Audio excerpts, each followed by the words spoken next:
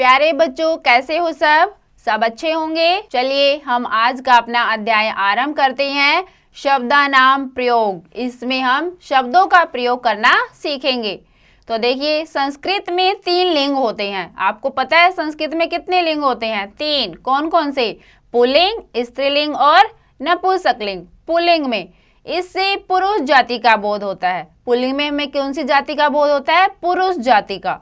स्त्रीलिंग, इससे स्त्री जाति का बोध होता है, इसमें हमें स्त्री के बारे में पता चलता है। नपुंसकलिंग, इसका स्वतंत्र रूप से प्रयोग होता है, यानी कि ना तो हम उसे स्त्रीलिंग में आते हैं वो, और ना ही वो पुल्लिंग में आते हैं, वो होते हमारे नपुंसकलिंग शब्द। आगे हम पढ़ते हैं वचन। वचन संस्कृत भाषा में 3 वचन होते हैं। हिंदी में हमारे 2 वचन होते हैं, एक वचन और बहुवचन, परंतु संस्कृत में हमारे 3 वचन होते हैं। कौन कौन से? एक वचन, द्विवचन और बहुवचन।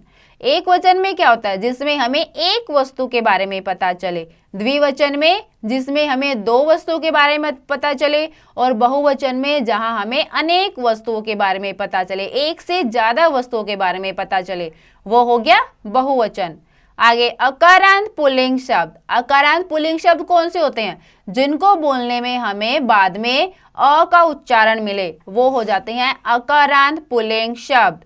जैसे देखिए, छात्र पढ़ती, छात्र हम छात्र बोलते हैं, तो यहाँ हमें अ का उच्चारण आ रहा है, तो ये क्या हो गया? अकारांत पुल्लिंग शब्द। छात्र पढ़ती, छात्र पढ़ता है, ये तीनों वचन में है, एक वचन में, द्विवचन में और बहुवचन में।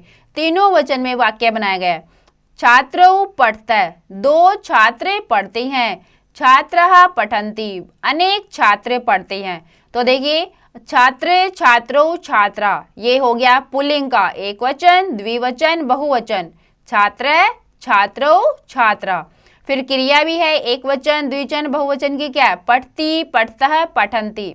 एक वचन का करता है तो हम उसके साथ क्रिया लगाएंगे एक वचन की। द्विवचन का करता है तो क्रिया भी द्विवचन की होगी, और कर्ता अगर बहुवचन का है तो क्रिया भी बहुवचन की होगी। आगे वानरः कूदति, बंदर कूदता है।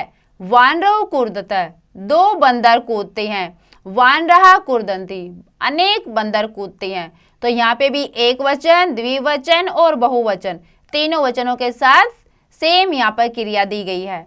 मयूर नृत्यति, मोर नाचता है। मयूर नृत्यत, 2 मोर नाचते हैं।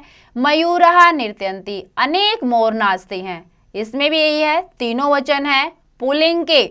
मयूर, मयूरौ, मयूरः। नृत्यति, नृत्यतः, नृत्यन्ति, तीनों वचन की क्रिया है।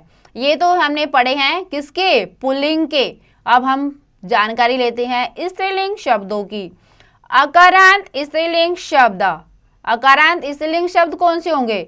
जिनको बोलने में हमें बाद में हमारा उच्चारण आए आ, वो होंगे अकारांत स्त्रीलिंग शब्द।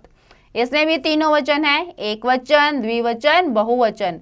बालिका नृत्यति, बालिका नाचती है। बालिके नृत्यतः, 2 बालिकाएं नाचती हैं। बालिकाः नृत्यन्ति, अनेक बालिकाएं नाचती हैं। छात्रा लिखती, छात्रा लिखती है। छात्रे लिखतः, 2 छात्र लिखते हैं। छात्रः लिखन्ति, अनेक छात्र लिखते हैं। कलिका विकसति, कली खिलती है। कलिके विकसतः, 2 कली खिलती हैं। कलिकाः विकसन्ति, अनेक कलियां खिलती हैं। ये हमने पढ़े हैं स्त्रीलिंग। स्त्रीलिंग में क्या हुआ? जैसे कलिका का पढ़ा, कलिका, कलिके, कलिकाः, उसके साथ वही क्रिया हुई, विकसति, विकसतः, विकसन्ति। आगे अब हम पढ़ेंगे नपुंसकलिंग। अकारांत नपुंसकलिंग शब्द। ये भी क्या हुए? अकारांत। जिस भी शब्द को बोलने में लास्ट में हमारा उच्चारण अ आए, वो हो जाएंगे अकारांत नपुंसकलिंग शब्द। देख, जैसे पुस्तकम अस्ति, पुस्तक है। पुस्तके स्त, 2 पुस्तकें हैं। पुस्तकानि सन्ति, बहुत पुस्तकें हैं। तीनों का इस तीनों वचन में प्रयोग हुआ है। इसका एक वचन, द्विवचन, बहुवचन में। एक वचन में पुस्तकम, द्विवचन में पुस्तके और बहुवचन में पुस्तकानि। क्रिया भी तीनों वचन की है, अस्ति, स्त, सन्ति। व्यंजनम चलती, व्यंजनम, व्यंजनम मतलब पंखा, पंखा चलता है।